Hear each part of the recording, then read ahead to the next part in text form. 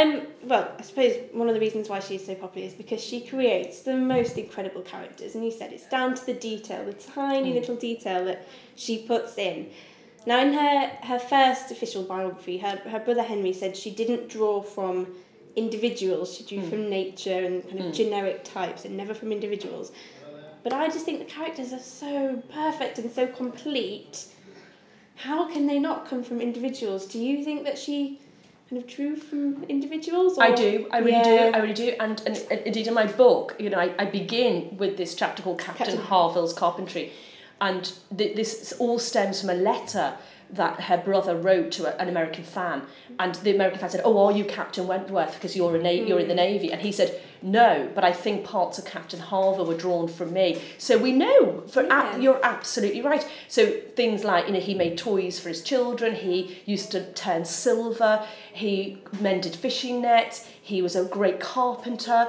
And in order to make Captain Harville come alive, she's picking on real details of what a Navy man who lives in this little cottage by the sea, because they want to see the sea, because when you've spent your whole life on the sea, you want to retire to a cottage where you can see it. So I think absolutely, utterly, she drew on traits of people she knew. On the other hand, as I was saying yesterday, there was one woman who said, "Oh, I'm Fanny Price, and I'm horrified that you," and she said, "I've never met you before in my life." So we can people will always sort of read in to themselves. But I think all great writers actually do draw from individuals, but it's that alchemy, it's what they do with them that make them living, breathing, fictional characters that sometimes do things they're not almost aware of. They almost do take on a life of their own. And I think she, like Evelyn Waugh, she was that sort of writer. But I think, Evelyn Waugh always drew on real people. Yeah. And I think, good writers, it's always good copy. So when I mentioned that moment about the shaving rag yesterday, I think you can, as a writer, she's logging that. Oh God, a woman goes up and she sees this man's dirty shaving rack, and it's quite erotic. She's thinking so she might have used in a later novel.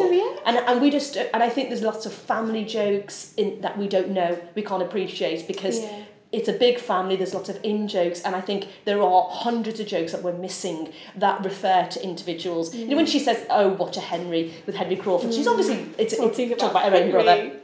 Yeah, every time you read it, you find something new, which is so fantastic about her writing. Absolutely. But you were just talking about the characters then, and we at the Centre do it as well. We often find ourselves talking as if they are actually real people and thinking, "Oh, but what if Fanny had done this? Or if Elizabeth had done this differently?" And you're thinking, no, Jane Austen set their course in stone. Do you often find yourselves talking as if they were real people as well? I think it's entirely legitimate, and you do get some very sniffy academics who are very, they really look down their nose on people who do this, because they say, you're reading a book, dear, they're fictional characters, don't be so unsophisticated. But I completely sympathise with you, and I do this all the time, and in fact, my answer to those snobby critics is Jane Austen did it herself.